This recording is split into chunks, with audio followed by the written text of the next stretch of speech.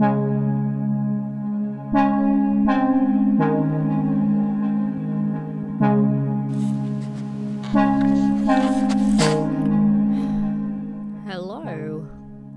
So, it's been just over a year since I wrapped up my honours course, and you know how I mentioned here and there in the previous vlogs to be aware of the risks of burnout and to try and mitigate that?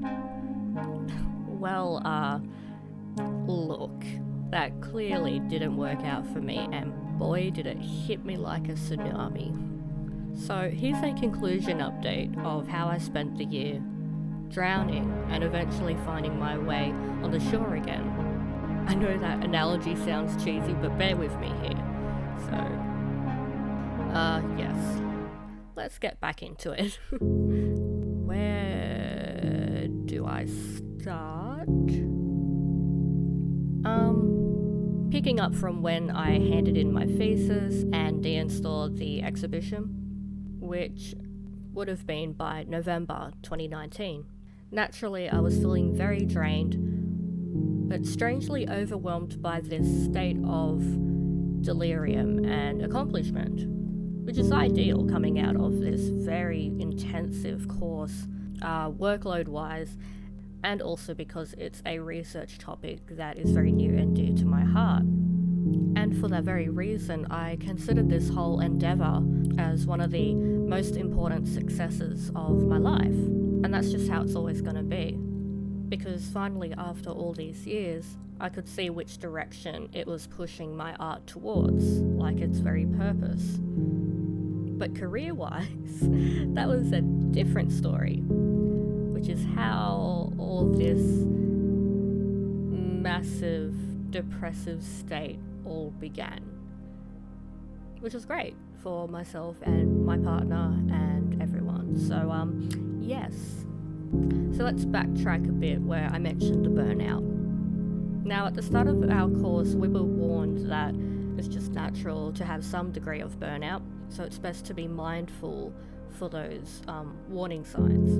Yet in some capacity, it's unavoidable, and try as you might, you don't know how it's going to affect you until everything has been wrapped up, because you're no longer grinding at this intensity dictated by a very frantic pace, since keeping in mind it was a 1-year course. And from my experience, what happened to me was that after the natural high feeling dissipated, I found myself in a state of fear, but it was more like a state of shock, where I just froze up, because I had to commit basically full-time to this, and I was working a casual retail job at the uni. We were approaching our most quiet period of the store, which is the summer holidays.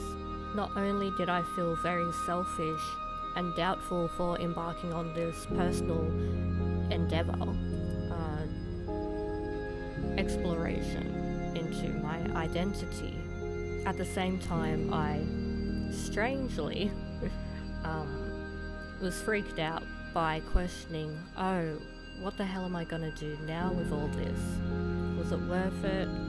How can I transfer this knowledge and practice into a stable career in my field? And with all those questions and self-doubt weighing me down, I just resigned to that weight for a very deep and prolonged depressive episode. Shamefully, due to my complacency, I nearly lost all the other things that I cherished, and it's only through their grace that they broke through to me to reassess the current medication that I was on and to introduce antidepressants. And later on in the year, just to fill that productivity void, I guess, I signed up for a couple of things, including applying for that exhibition that I really wanted to apply for last year, which is a group show centered around local artists using their craft as a means to working through and combating their traumas and mental illnesses, which exactly was on topic for me. So I was really stoked to be able to apply and actually meet up with the organisers of the show. It's like, yay, this is like my first local exhibition that I can go to and discuss my work. Like, I had been accepted into this really important show. It's such a crucial topic that needs to be supported. And then July came. I'm not sure if I mentioned this previously, and I apologise if I had, but just as a recap, my father and I have always had a estranged relationship for about 15 years, until 2019 when we were informed that he had a fall and was admitted as a John Doe at one of the local hospitals here. We weren't aware of the changes that were occurring with him. We were informed that he actually has dementia, and it progressively did get worse, although not as severe as other cases, until July this year, when he had another fall, which banged him up pretty bad and he was sent to hospital. Now, understandably, no one in his family were in contact with him, and honestly, I was conflicted whether to do the same, but something really resonated with me, which ultimately encouraged me to undertake this responsibility to make sure that he is actually looked after in a supportive environment, not isolated from everyone, not being self-destructive. Because if not for his alcoholism, he's actually a really just a caring, compassionate, and artistic man. So, I know that sounds like a cop-out. This is just with my case. Obviously it changes by different people. I can only just speak from my perspective and experience. But for someone who kind of introduced me to the world of trauma, from my first memories to how I was raised, he also introduced me to the solutions to combat that. And I figured that if I can rekindle my relationship with him, if we can actually build together our relationship, I could find the answers to my identity through his. And it turns out that we have a lot of things in common, which, as what I'm getting to, has helped define just what I want to do career-wise and the direction that I'm now heading towards. So to reiterate, in my thesis I investigated how slow and repetitive craft, such as needle felting, which is my medium of choice, can be essentially used as a healing ritual, because you're putting your energy into this tangible form that you can make into anything you want, basically. That's what I've come to realise, that needle felting really provided that language for me. And spending time with Dad, I remembered that he was always the handyman, upcycler, jack of all trades, and he put his all into these very meticulous dotted artworks that when you see them, it's really evident that it's taken him years just to complete one piece. By the time that he had his fall, he was also collecting rocks from the streets, from his garden, painting them, and creating these cute little garden sculptures. And it amazed me how all this time, to combat his own demons and his own isolation after pushing his friends and family away, it's as though he created this own world of his, this own bleak world of his, with a sort of bright biosphere of these happy little creatures. Since we moved him into a nursing home, I've been bringing along some rocks as well for him to paint, and he's since become very popular, might I say, to the staff and other residents, for being, the resident artist.